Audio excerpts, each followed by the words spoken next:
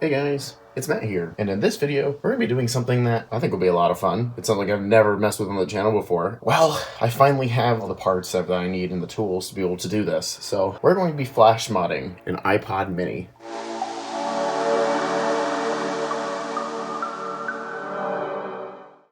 So, this iPod mini right here has a dead hard drive. I put a post out there a while ago at this point showing that, and you can see here, if I go into the settings, you can just see how long it takes to open the About menu here. The hard drive has to spin up in order for this to actually, open up this menu. So I'm not at all surprised how long this takes because it's not able to really read the hard drive. So we're going to fix this today in this video by swapping this out with something quite a bit more useful. This is a 4 gig hard drive that is in here. You can see 4 gigabytes. You can see here it doesn't even have a name because it can't read it, and the capacity and available storage is all screwed up. So we're going to be swapping this out with a compact flash card mod, but I need to grab an SD card as well that I want to use, and we're going to be doing something that is totally overkill that you saw in the community post if you actually did take a look at that. We've got a 200, oh, this is upside down. We've got a 200 gigabyte SD card that we'll be able to pop in here and then pop in here, and that is clicking, that hard drive is. So this hard drive is most definitely bad, and yes, these use spinning disk hard drives. They were the size of these compact flash cards, and I think they were made by like Seagate or Toshiba. I don't remember exactly. Maybe Hitachi was one of them too. Yeah, let's get this thing ready to open. Here's the thing that kind of scares me about this whole procedure, and yes, this is still on the Apple logo. I restarted it, trying to get it to shut off. This is not obeying any commands anymore. It just flat out isn't doing anything. So, I can't, it's probably gonna prove me a liar on camera because sometimes it will respond after a bit, but it is not obeying commands. Yeah, I'm holding menu and center, which is the power off thing. This is not on hold. It will not shut off. That means the hard drive is dead, or well, dying. I'm pretty sure this hard drive in here is full on dead, which sucks, but just how it is, unfortunately.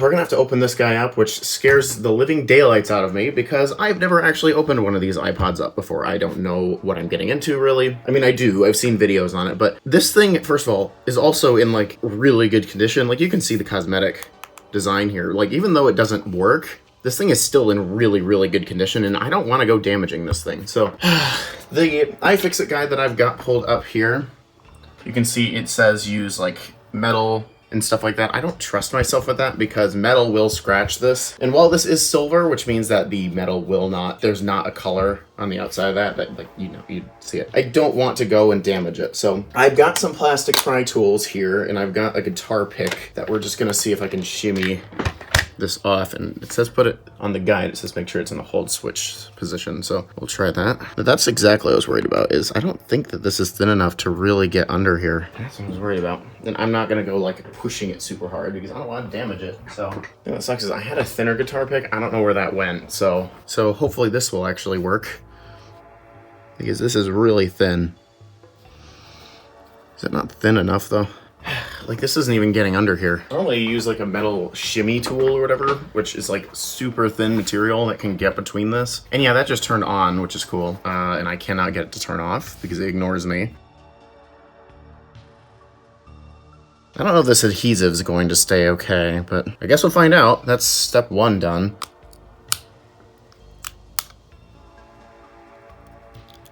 That was way easier. Yeah, I'll hold on with adhesive. All right, well, that's that part done. We've got both the top and the bottom. We got both the top and the bottom done with, it seems. I'll leave these pieces here. I don't want the adhesive to get bad. So use a small pair of snap ring pliers as the easiest tool to remove the metal retaining bracket. You have to be really careful from what I'm seeing here, because there is a cable right there where the click wheel is, and that's not fun if you damage it because then you have to go and get a new one. So we're just gonna use this tool. How though?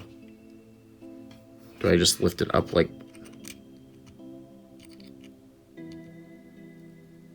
I don't know what I'm doing. Oh, I see how that's in there. So it looks like you just do this, pull it out. Oh, or bend or do that. That just snapped. Rip. That just broke. Okay, let's not try that. Let's try something else. I'm really struggling here. I know exactly what I need to do. And if I scratch the inside of this, this is fine. You're not going to see this part anyways. Oh, that's one. That's the other, and it damaged the metal. I'm mad. I'm actually mad about that because there are now 2 big marks here. How the heck are you supposed to do this? Like, even the guy in the pictures here is damaging their iPod by doing this. Out. Out. Ah, thank you. Remove the 2 Phillips screws securing the headphone jack to the casing. Those are tiny. Goodness gracious. Thankfully, I have a screwdriver for this, but goodness gracious, I'm glad I have one of these on hand. Holy crap, I hope I don't ever have to do this again. That's 1. That's all the hard parts. Trying to figure out a way to push it without damaging it, like this. There we go. And there we go. This chassis is out. And now we've got our screen, our battery, and soon to be a little micro drive guy here. Let me get this on camera here real quick. But this is what I was talking about. This is a hard drive. So now what I should be able to do, that came out super easily. And it says lift off. Pretty sure this isn't even stuck down, really. Just pull that out of the way. And I'll put something on top to weigh it down. And now, use a spudger. Oh, it wants me to disconnect this. That might be a good idea. You don't have to do that, but... Okay, that was super easy.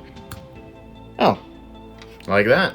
So this is the hard drive right here, this tiny little thing. And this is totally replaceable with a compact flash card, which is really cool. I'm gonna have to get this tape off of here. Make sure not to damage this part, because this is delicate. I was a bit bummed about that. Not that I was gonna do a flash mod on this anyways, and the drive is dead, so that's awesome. But I was hoping to be able to use this hard drive in something else. I want to experiment with it just a little bit, because it is just it's literally just a disc. And just because I don't feel safe about doing this with that, I'm gonna use a tool. So that's the hard drive right there, Apple micro drive. SD card is in the adapter here. Yes, that looks like a really good adapter. And theoretically, this should just work now with 200 gigs of storage. I will not be putting this back together until I make sure it works, because I don't trust myself. Oh, right, the click whip. Right, you kind of have to put it back together. Okay, that's a good start. It's saying that it can't find the, or just shut off, but I think that's normal. Yeah, I was gonna say, I think it does turn off after a little bit. That's a good sign. And that's also showing the folder with an exclamation mark on it, which means it is detecting the new drive. That's a good start. That is a really, really good start, though I need a 30-pin cable. Does this show up? Well, it does, but it shows up under the wrong name. Oh my goodness. It sees all of it. Oh gosh. What? It sees this as a valid device?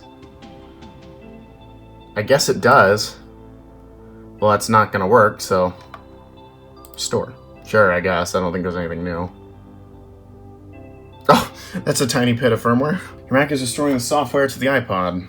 Hello, by the way. You can see my face here because I'm just recording the screen, but that's good. Hopefully it actually succeeds. This is showing over here, do not disconnect, so we are getting somewhere. That is so loud when there's nothing covering the actual speaker.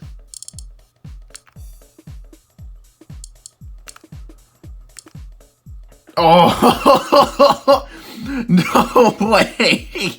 That actually worked. My word, that's awesome. All right, I got the iPod back together and it has been restored. I need to get some music load on this thing and see if it actually works. Hopefully it does. Oh my gosh, no way. All right.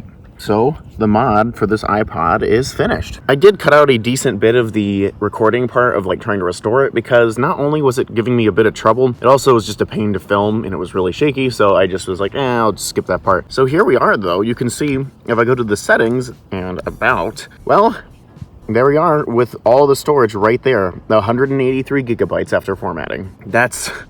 Honestly, that's pretty amazing to me that this iPod can handle that much. And honestly, now this has been my go-to MP3 player and it's been awesome. And you can see I've only used 1 gig of space with 80 songs on here. And even then, that's not exactly true because it just shows this even if you have nothing. So it's doing pretty good. I haven't loaded it with that many songs because, well, I've got a lot that I need to purchase from Bandcamp and it adds up to be a lot of money. But yeah, other than that, I will be very much using this, and the next video that I will be publishing will be about this iPod mini as well. So keep a lookout for that. So yeah.